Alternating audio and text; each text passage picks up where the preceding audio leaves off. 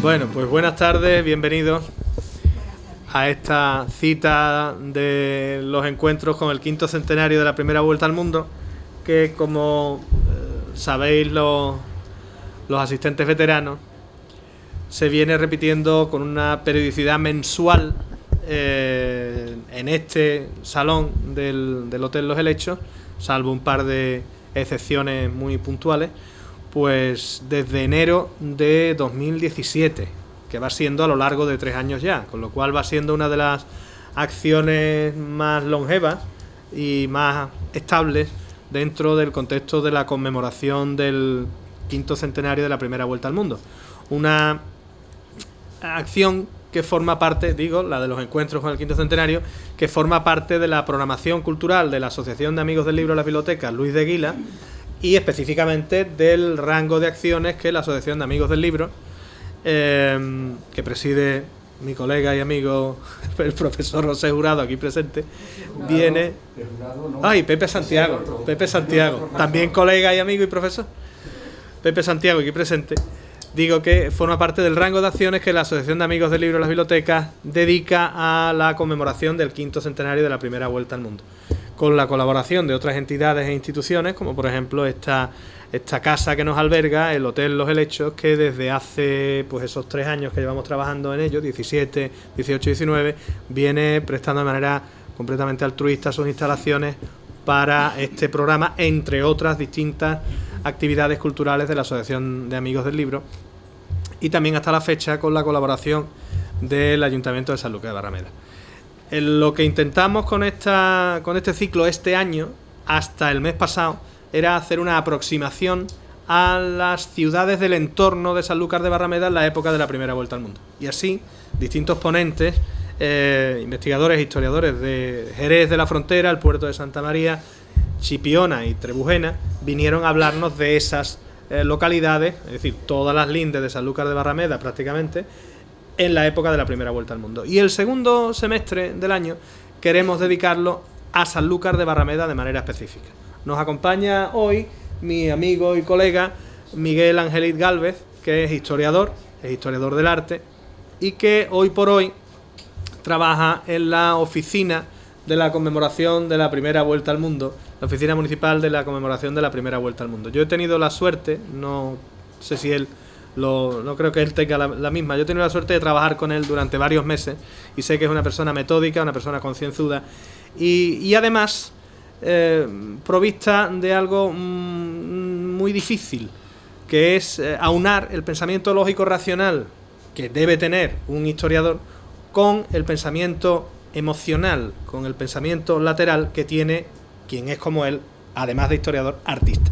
Con lo cual es capaz de llegar más lejos de lo que la mayor parte de los historiadores, que solemos ser bastante cuadriculados, podemos, y yo creo que eso se debe al temperamento artístico. Yo sé que lo está pasando fatal ahora que hablo de él y que hablo de él bien, pero quien me conoce sabe que yo lo que intento es hacer justicia con esto aquí, no ponderarlo y ponerlo por las nubes para que luego no guste lo que diga mira, hablaron muy bien. No, se trata de una persona joven. A mí me gusta especialmente cuando colegas más jóvenes, y lo sabemos, lo sabéis, por aquí ha pasado pues todo el personal que ha trabajado en la oficina del quinto centenario de la primera vuelta al mundo, y cuando gente más joven presenta trabajo, porque la mirada siempre es distinta, la forma de ver las cosas. Yo, cuando mis maestros en la carrera decían que aprendían mucho de nosotros, los jóvenes, los estudiantes, yo decía, ¿qué van a aprender? Pero yo tenía 18, 19, 20 años y me parecía que era una forma de hablar. No. Ahora que me toca a mí, por rango de edad, estar donde estaban mis maestros, no por categoría, sino por edad, confirmo lo que ellos decían, como creo que buena parte de los que estamos aquí o de los que estáis aquí también confirmaréis. Porque el contraste de ideas, en este mundo cada vez más opaco y cada vez más oscuro, el contraste de ideas es lo que más enriquece. Y contrastar ideas con quien viene con una mirada completamente nueva, completamente fresca, que ya se encontrará con la vida, ¿no? Como decía algún maestro mío también, o ya se irá encontrando. Eso es lo que más enriquece. Por eso me gusta especialmente cuando colegas más jóvenes vienen aquí a hablarnos de lo que sea, porque lo demás no es el tema. Lo demás es la reflexión, la consideración sobre el tema. En este caso, además, Miguel Ángel, que es, como digo, historiador del arte, que es artista, máster en enseñanza secundaria, viene a hablarnos de un tema bastante tópico en la historia de Sanlúcar, porque vemos que aparece el nombre templario, ¿no? Nuestra Señora de Barrameda, de Puerto Templario, Refugio Jerónimo. No voy a entrar yo en las consideraciones que él va a hacer ahora, simplemente decir que yo he aprendido mucho a medida que él ha ido compartiendo conmigo la evolución de su trabajo. Y que en historia muchas veces hay que pararse a pensar si aquello que afirmamos, aquello que alguien dice, obedece a una razón científica o a un tópico más o menos afortunado que prevalece, ¿vale? Así que muchas gracias, Miguel, por estar aquí, por haber aceptado la invitación de la Asociación de Amigos del Libro, y ya yo no hablo más. Olvídate del micrófono que no te tiene que imponer nada. Buenas tardes a todos.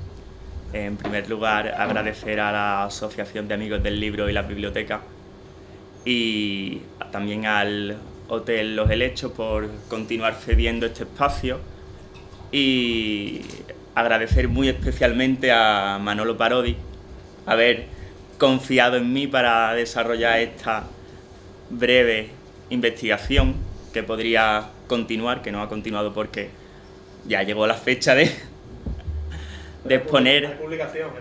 Hay publicación en la que ya se podrán aportar más datos. Y bueno, agradecerle también públicamente la labor que ha venido desarrollando al frente de la conmemoración del 5º centenario de la circunnavegación. Es una persona para mí magnífica porque es inteligente, atento, es...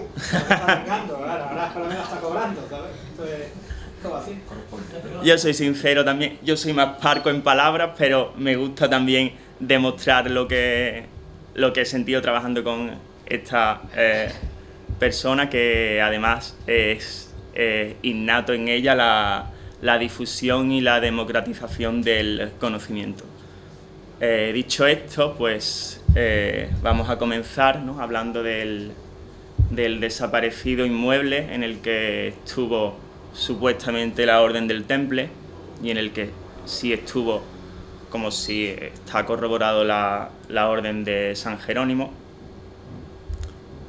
Y vamos a comenzar recopilando un pequeño fragmento de la obra de Antonio Pigafetta, haciendo alusión un guiño a la conmemoración del 5º centenario, que dice: «Y permanecimos allá muchos días aún, para terminar de armar muchas cosas que faltaban, y en todos bajamos a tierra para oír misa en un lugar que dicen Nuestra Señora de Barrameda, cerca de Sanlúcar». Bien, este es uno de los nexos de unión de este inmueble con la comunicación que se tenía desde Sevilla al mar Océano vía de Sanlúcar, ¿no? Otro punto interesante de referencia es como dice Fray José de Sigüenza, un fraile miembro de la Orden de San Jerónimo y cronista de la misma.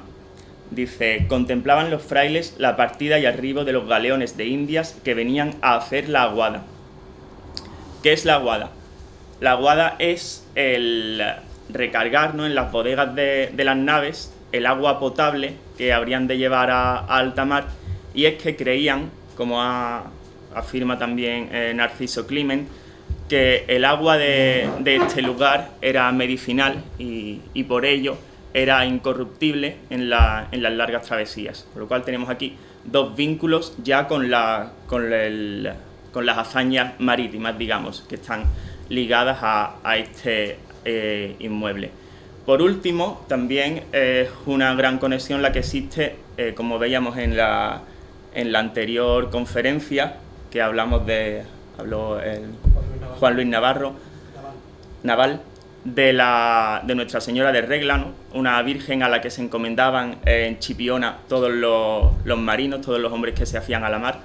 Pues aquí, en Sanlúcar de Barrameda, se encomendaban en el antiguo monasterio de San Jerónimo a Nuestra Señora de Barrameda, antes de salir a la mar. Con lo cual, pues aquí tenemos el nexo de unión y la conexión de este inmueble con la circunnavegación.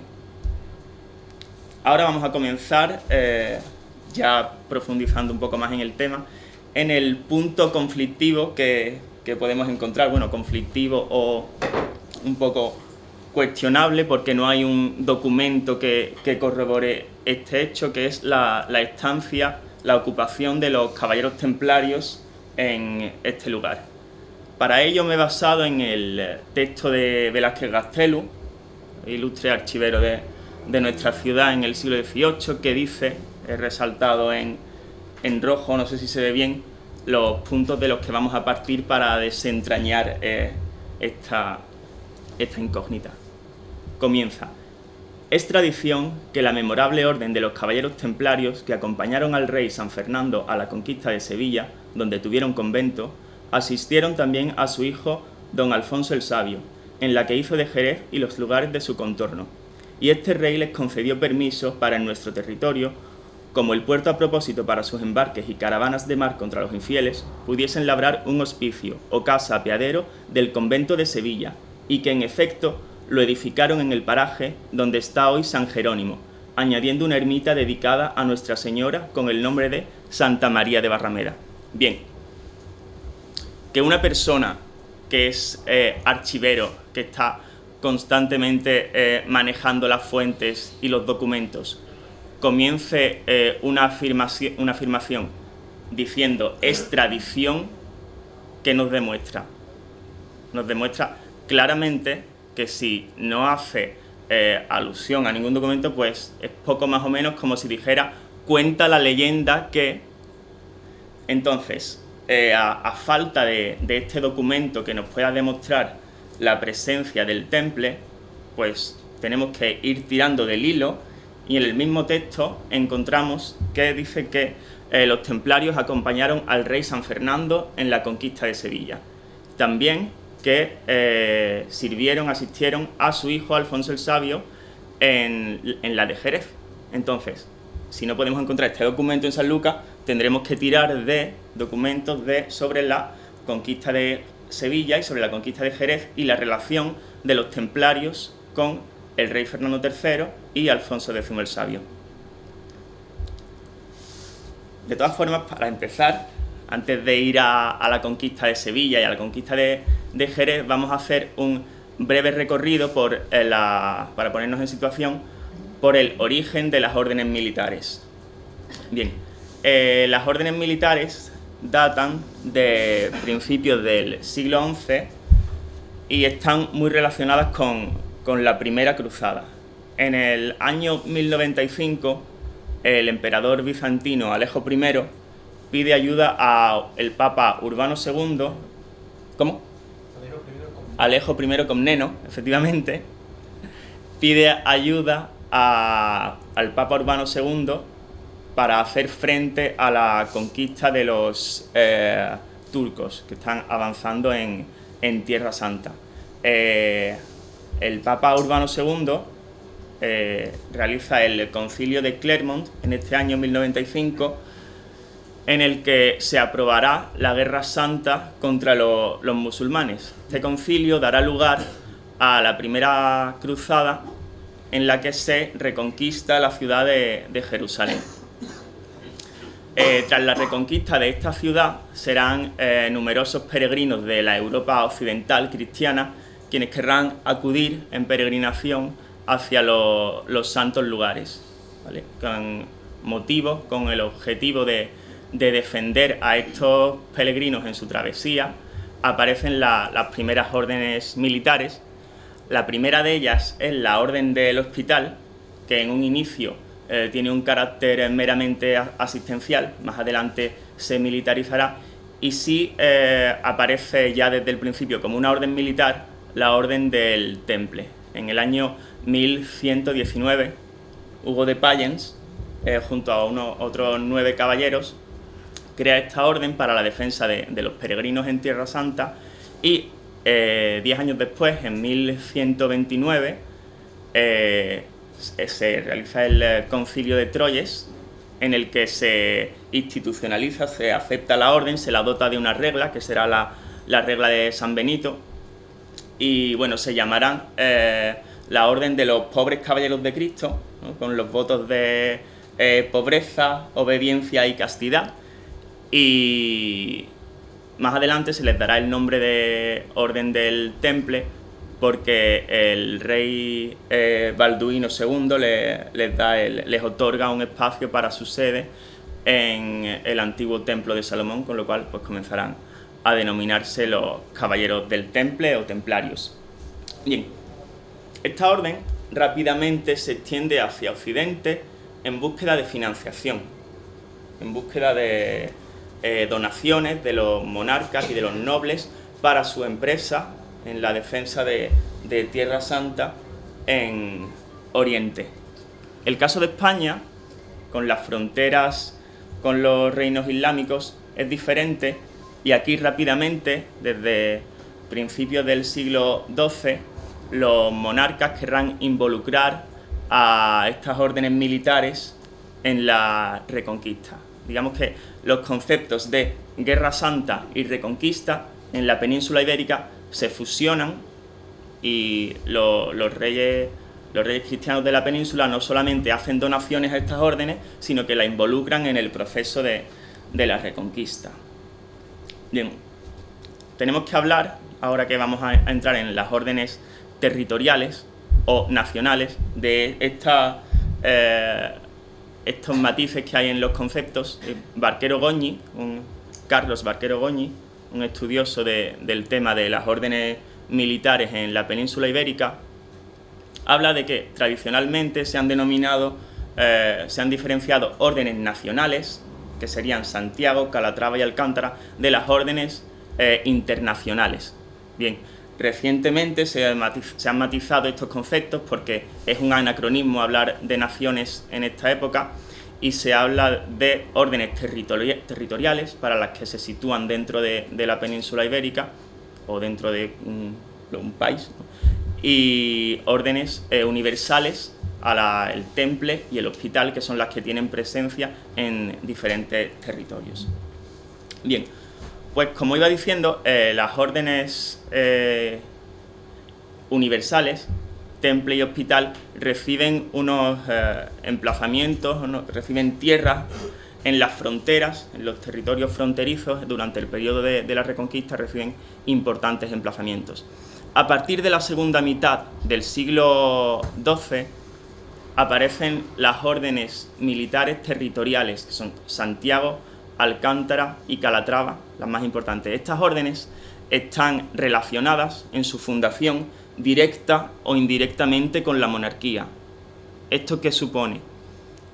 Que en este momento la Reconquista, los territorios que se otorguen tras los nuevos territorios conquistados, sean más beneficiadas las órdenes territoriales por su relación con los monarcas que las internacionales o universales, que dependen del papado o tienen otro origen, ¿no?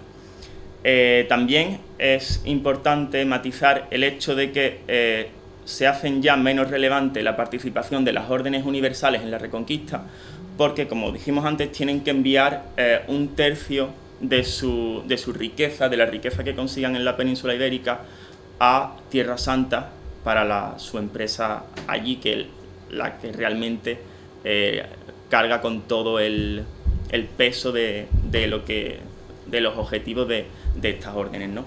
Mandan un tercio, que se llaman los responsorios, ¿vale? Entonces ya encontramos que a partir del siglo XIII hay un gran avance en la Reconquista, a partir sobre todo de la batalla de las Navas de Tolosa en 1212, en la que se acaba completamente con los almohades y se abre camino hacia la Reconquista en la Andalucía bética. Bien, ahora sí llegamos a la Reconquista de Sevilla con el rey Fernando III y rescatamos documentos sobre las cartas de otorgamiento tras la Reconquista. En estas cartas de otorgamiento se ve que efectivamente participaron casi todas las órdenes militares, pero la que tuvo un protagonismo más importante, aportando casi un tercio de las huestes, fue la Orden de Santiago. Entonces, el repartimiento se hizo en función de la implicación que tuvo cada orden religiosa, cada orden militar, perdón. La participación de la Orden del Temple, que estuvo, fue poco relevante. Sin embargo, recibió tierras más por su prestigio y por su antigüedad que por su participación, que por su efectiva participación. También tenemos que destacar que la mayoría de los miembros del Temple en la península ibérica eran sargentos y capellanes, que son los que se dedicaban a administrar los territorios, las provincias del Temple y a recoger las responsiones, y los caballeros se concentraban en Oriente. Bien, de todas formas tenemos datos de que sí tuvieron tierra en Sevilla, y hay un libro que se llama Los Templarios en el Reino de Sevilla, de José Antonio Romero Gómez, que nos habla de los supuestos posesiones de la Orden del Temple en la capital hispalense. Nos habla de que durante el sitio de Sevilla se establecieron en lo que hoy son los Jardines de la Guaira, y nos habla de una posible casa del Temple en la calle Zaragoza, ¿vale? La administración del Temple, la organización del Temple fuera de Oriente no era, el maestre principal estaba allí en Tierra Santa, y en Occidente había unas provincias del Temple cuyo principal administrador era el maestre provincial, y luego por debajo de este nivel están las encomiendas, que formaban una extensa red, y parece ser que una de las encomiendas, con comendador al frente, estaría en Sevilla. Con lo cual, pues no sería tan descabellado no sería difícil aceptar la afirmación de Gastelu.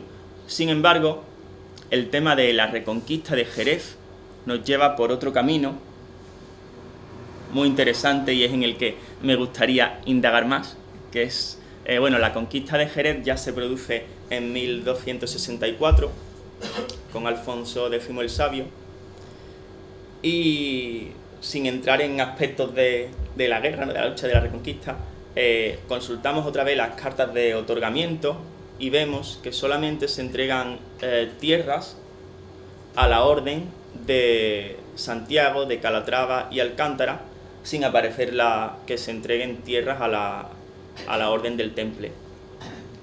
Gastelu dice que los caballeros templarios reciben este territorio en el que construyen la ermita tras la reconquista de Jerez por Alfonso X el Sabio. Bien, estas cartas de otorgamiento se refieren a tierras de Jerez y su contorno.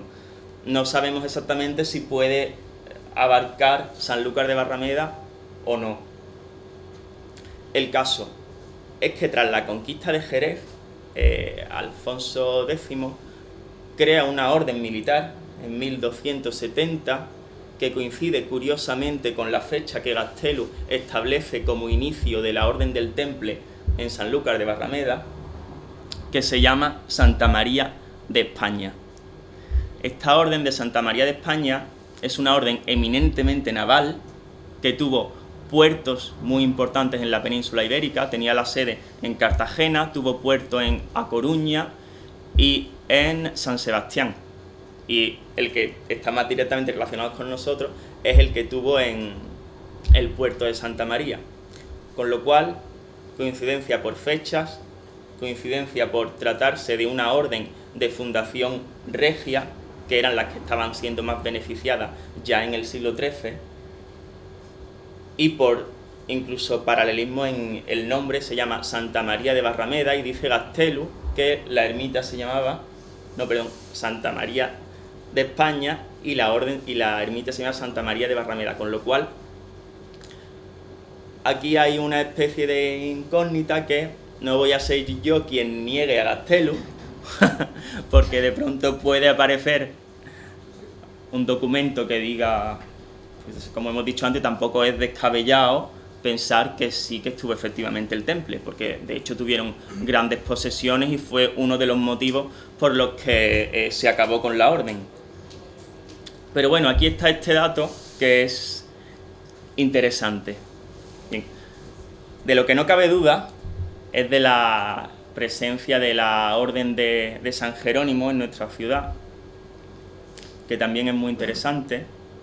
Bueno, aquí tenemos el Concilio de Viene, por el que dice Gastelu que se tomaron posesión de los bienes de los templarios los príncipes europeos.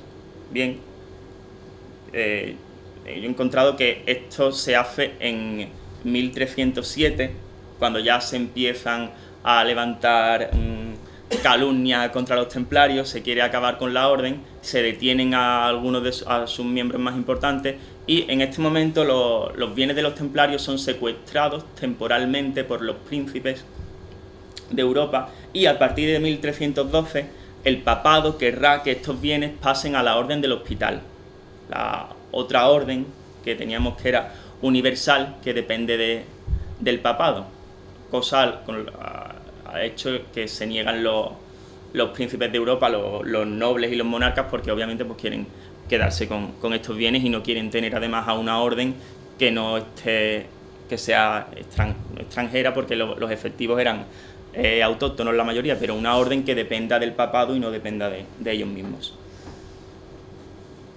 Bueno, el proyecto de Alfoz, que también es muy interesante comentarlo, un proyecto de Alfoz para la zona de la bahía de Cádiz que tenía Alfonso X, incluía a Sanlúcar de Barrameda. Si tenía un proyecto de Alfoz que incluía a Sanlúcar de Barrameda y recientemente había fundado una orden militar, no sé, tiene lógica, pero bueno. Como decía, de lo que no cabe duda es de la presencia de la Orden de San Jerónimo en Sanlúcar de Barrameda, que además es una historia que está estrechamente ligada a Santiponce y a San Isidoro del Campo.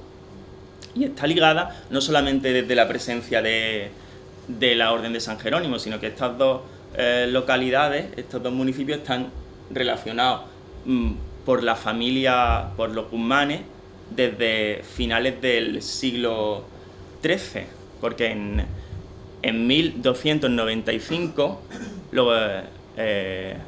Guzmán el Bueno y María Coronel compran a María de Molina, esposa de Sancho IV, los territorios de Sevilla la Vieja, que son Santiponce, para construir el monasterio de San Isidoro del Campo. Construirán este monasterio tiene forma de fortificación, pero realmente este tipo de arquitectura se usa también mucho como arquitectura emblemática o para promocionar un linaje y no tiene por qué estar relacionado con la defensa del sitio.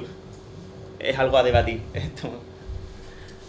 Y esto ocurre en 1295, en 1298 mandan a construir este monasterio y en una fecha tan cercana como 1297 adquieren por Sancho IV el señorío de Sanlúcar de Barrameda, con lo cual tienen los dos territorios casi a la misma vez.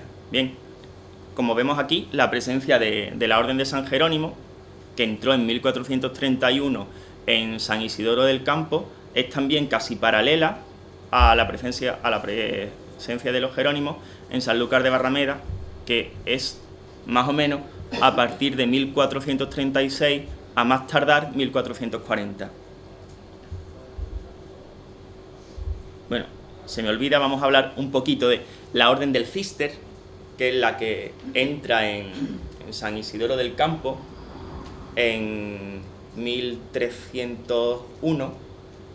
Es una orden que ya está en decadencia, está viviendo los últimos momentos de esta orden religiosa frente al avance de las órdenes mendicantes, como son la de Santo Domingo, San Francisco, y será poco tiempo el que esté esta orden en San Isidoro del Campo, y será Enrique el segundo conde de Niebla el que los expulse en 1429 con mediación del Papa y mediación también, como veremos, de Fray Lope de Olmedo, de la rama reformada de los Jerónimos, que es el que quiere conseguir este monasterio para su orden. Bien, vamos a hablar ahora del nacimiento de la orden de San Jerónimo. Como hemos dicho, el monacato de los Cister estaba en decadencia, y en estos años surge en España, a partir de 1350, unos ermitaños que quieren recuperar una vida eremítica más inspirada en los anacoretas, sobre todo inspirada en la vida de San Jerónimo, una vida de retiro, de renuncia a los bienes, y este movimiento irá proliferando, y con Pedro Fernández de Pecha y Fernando Yáñez Figueroa como líderes, conseguirán en 1373 que el Papa les apruebe la fundación de esta orden. Bien, esta orden continúa proliferando en España, está muy ligada a la monarquía. Tenemos el monasterio de Yuste, ¿no?, a día de hoy, y está muy beneficiada por la monarquía, con lo cual se le abre paso fácilmente. Pero pronto aparece Fray Lope de Olmedo, que estudió en Roma, donde se hizo amigo del que será Papa Martín V, y Fray Lope de Olmedo ingresa en la orden en el año 1400, y 20 años después, a partir de 1420, tendrá la intención de reformar el origen de la orden de San Jerónimo. La orden de San Jerónimo, desde sus inicios, toma la regla de San Agustín. Fray Lope de Olmedo quiere hacer la regla de San Jerónimo, una regla mucho más austera, y que tras sus investigaciones sobre el santo, sobre San Jerónimo, ¿no?, que fundó convento en Belén en el siglo V después de Cristo, pues quiere ser aún más austero y hacer su propia reforma. Bien, lo consigue en 1430. Además, también fue promotor de que se expulsara de San Isidoro del Campo a la Orden del Císter, entablando cierta amistad con el conde Enrique de Guzmán, y efectivamente en 1431 consigue entrar hacerse con San Isidoro del Campo, ¿vale? También con las facilidades que le daba la amistad con Martín V.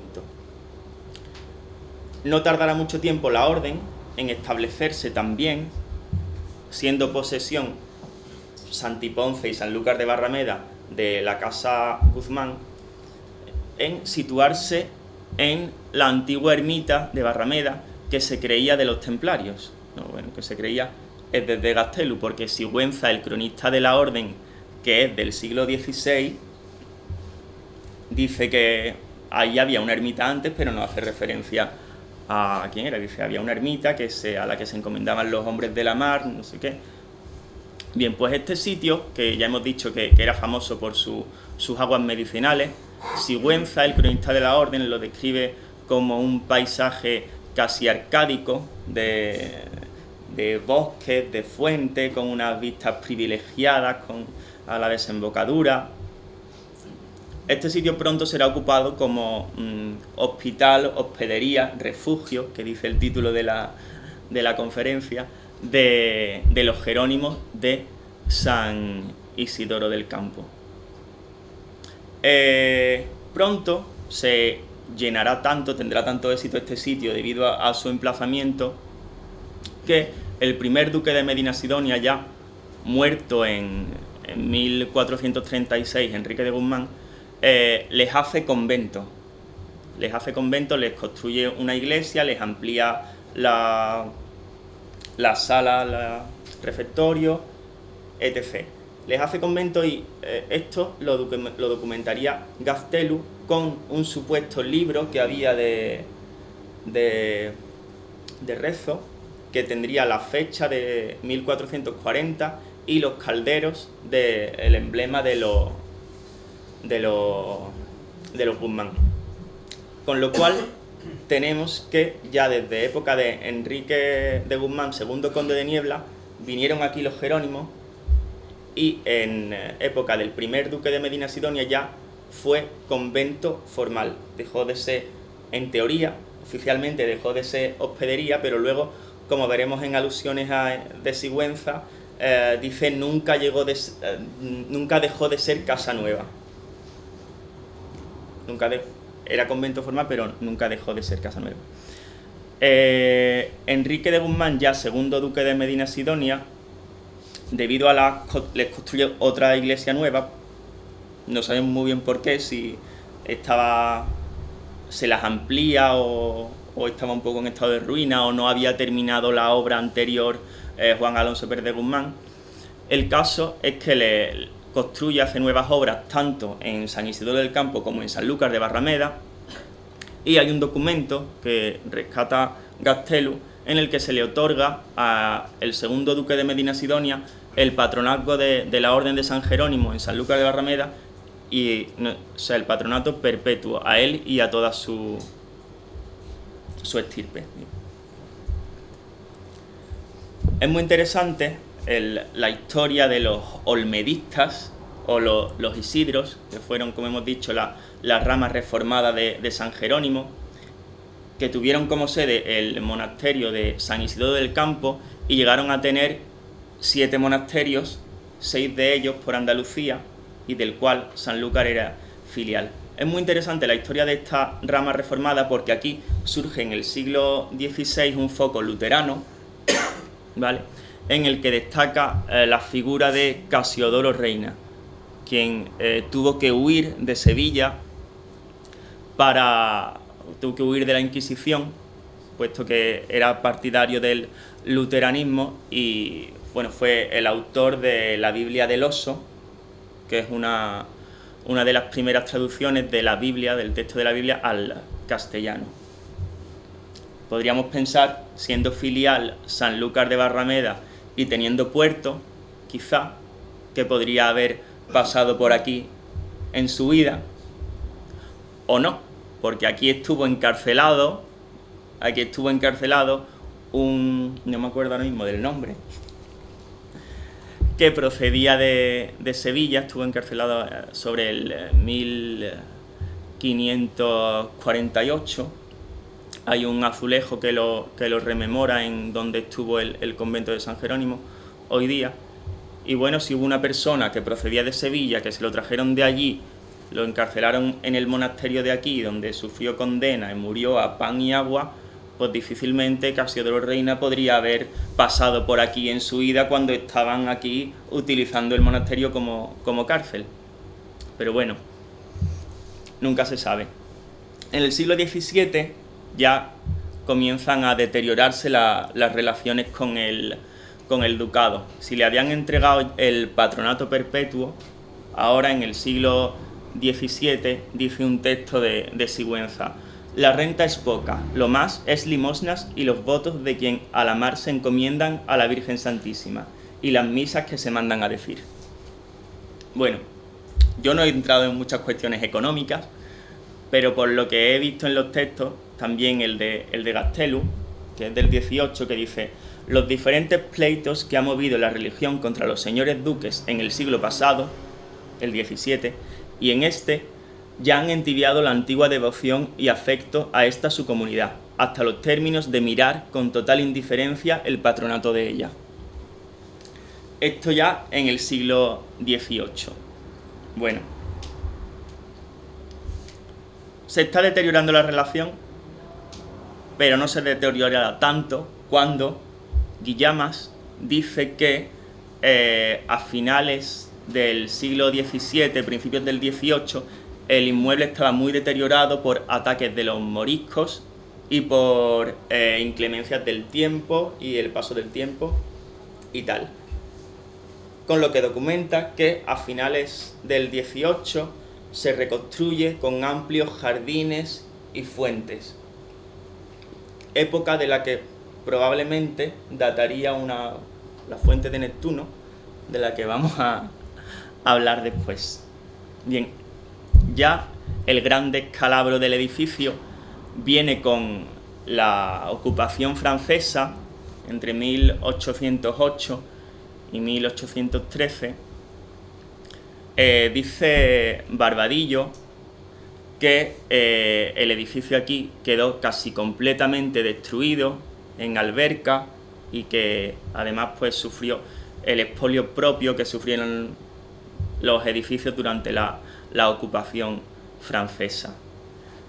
Tal sería el deterioro que en 1816, poco después de haber acabado la ocupación francesa, las órdenes de Sanlúcar, que habían sido expulsadas de sus conventos, San Francisco, Santo Domingo, vuelven a ocupar sus conventos, menos la orden de San Jerónimo, con lo cual no tenemos que esperar a la desamortización para que acabe la ocupación religiosa de la orden de San Jerónimo en Sanlúcar de Barrameda. Lo podríamos establecer en 1808, el fin de esta ocupación. En la desamortización, de todas formas, sí que le afectó, y el comité de amortización entregó al vicario Fariñas los restos que quedaban de la iglesia, y solamente los restos que quedaban de la iglesia, no el convento.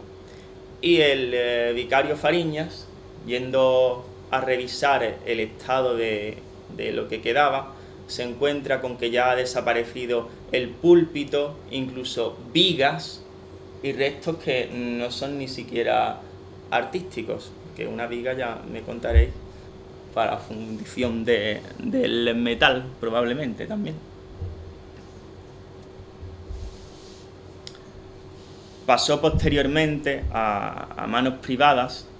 Hoy se sabe que se ha leído esto, lo he sacado de un artículo del ABC de Sevilla de 1964, que dice que fue granja avícola en 1960 y posteriormente quedaba una crujía que fue reconstruida y reintegrado los restos que quedaban para utilizarse como bodega. Aquí tenemos una foto de la antigua portada con arquitectura moraica, la del arco apuntado, arquitectura moraica, como diría Gastelu. Se ve claramente que debe ser del siglo XV, o no, tiene, bueno, esta imagen la he sacado del blog de Aula Gerión, ¿vale? Ellos dicen que tiene decoración de azulejos de motivo mudéjar alrededor del arco. La otra imagen que vemos con un frontón roto, esta sí sería probablemente una de las reconstrucciones del siglo XVIII, el frontón roto lo demuestra, y esta la he obtenido del blog de Antonio Barba, a quien además tengo que agradecer, que me ha ayudado bastante en recopilar información de este inmueble, sobre todo de los últimos años. De hecho, esta imagen también es de su blog, que recientemente, ayer, me decía que bueno, la antigua imagen de Nuestra Señora de Barrameda, que era de bulto, desapareció ya en época de Gastelu, estaba desaparecida porque Gastelu habla de que en el siglo XVIII hay una que es de vestir. Esto no se corresponde con la época en la que estuvieron los templarios, los supuestos templarios, en Sanlúcar de Barrameda.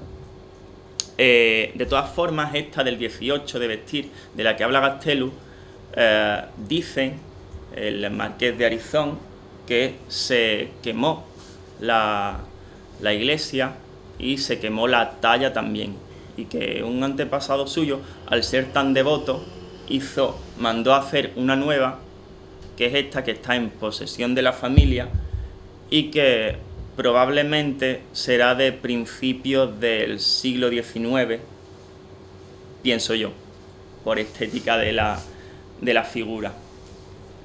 Y bueno, ahora, ¿qué nos queda de San Jerónimo? Hemos hablado de la imagen esta, que se mandó a hacer ya después por la familia Arizón, y tenemos la fuente de Sanlúcar, ¿no?, que es la historia de la fuente, una fuente que está hoy día en Las Pastoras, en el colegio de las Pastoras, y era una fuente claramente del siglo XVIII que presenta 4 alegorías de los océanos del planeta. Esta fuente se incorporó en 1858 a los Jardines del Picacho, que más adelante, en 1902, comprarían allí terreno para establecer su colegio, las Hermanas de la Divina Pastora. Con lo cual, allí se conserva el único resquicio que podemos tener de San Jerónimo, aunque sería de su etapa final.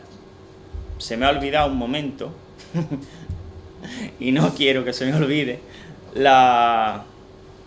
en la desaparición de las campanas, durante la desamortización, cuando hablaba del vicario Fariñas, he hablado de que desapareció el púlpito, de que desapareció las vigas, y también no desaparecieron, pero vinieron en el 1838 a por ellas y a por las de todos los conventos que habían sido desamortizados, las campanas, ¿no? Las campanas que vieron la vida del monasterio, que tocaron las alegrías y las penas, como todas las campanas.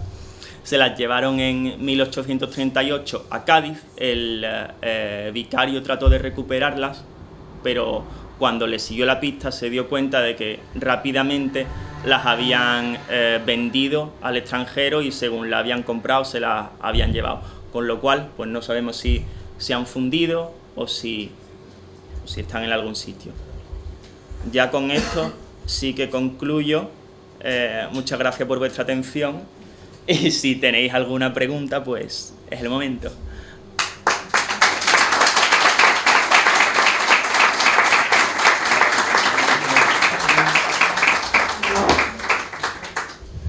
Sí, la tiene la familia Arizón, que fue un antepasado suyo, por la devoción que le tenía a la que se quemó, que encargó que se hiciera, pero la tienen ellos, sí. Aún así, la bodega, si se hubiera conservado, no sería gran resto lo que tendría de la arquitectura originaria, porque como hemos visto que se reconstruye en el 18, que se quema, que... En fin, lo único que parece que podía tener un poco más de entidad es la portada esta de arco apuntado, que es la que ya en 2005 se destruye. ¿La celebración de las fiestas de la Virgen, eso tiene idea de qué fecha era? De la Virgen de Barrameda. He leído que efectivamente se hacían fiestas en conmemoración de esta Virgen, pero no he tirado del hilo por esa parte, he ido más a por la historia del inmueble. Yo he también de la Virgen de Guía, que sí lo hacía en el Dulce. Es un regazo quien habla, porque si hay alguien que no lo conozca, es mi amigo y colega el doctor Jesús Regazo, profesor de historia, ponente que ha sido en estos ciclos, ha participado en los procesos de la Vuelta al Mundo, y ya te tiraremos el guante para el ciclo de encuentro del año que viene. Espérate que termine de transcribir los documentos que tiene WhatsApp, porque los escribanos no tienen una letra diabólica, y después ya, pues sí, vamos, muy importante. Muchas gracias por la WhatsApp. Muchas gracias. No, la verdad es que es muy interesante ver cómo ponentes del ciclo, propio pues de Santiago, Antonio Márquez, que está aquí, que será ponente en septiembre, Jesús Regazo, no sé si me he oído a alguien o no lo veo, siguen manteniendo la vinculación con los encuentros literarios, y veces que es nuestro presidente, ¿no? A mí no que no le viene a otra, pero es verdad que es muy... Porque luego los historiadores vamos a los ciclos, vamos a las conferencias y demás, y luego no... Eso es como lo de yo vengo aquí a hablar de mi libro, ¿no? Luego no vamos a escuchar hablar del libro de otro, ¿no? Entonces se agradece. Si os parece, ya dejamos las intervenciones para fuera de micrófono, que como no se va a escapar, pues tenemos el ponente aquí para quien quiera preguntarle algo. Solo decir que en septiembre retomamos los ciclos de encuentros con quinto centenario. En agosto habrá otras actividades de la asociación, pero en septiembre retomaremos, lo anunciaremos con antelación y con abundancia. Y decir, aprovechando que está aquí José Antonio Márquez, que es jardinero, es el jardinero de Palacio, que ya nada más que eso ya es un título de novela. Eso solo es título de novela, el jardinero de Palacio. Ya con eso, como si fuera poco, ¿no? Es la persona responsable, junto con el resto de sus compañeros, evidentemente, pero fundamentalmente la persona responsable de que los jardines del Palacio estén como están. Yo os invito a todos, una y otra vez, siempre, a que vayáis de lunes a viernes, de horario de mañana, a pasearos por allí, porque además, como estará, le podremos hacer todas las preguntas que queramos.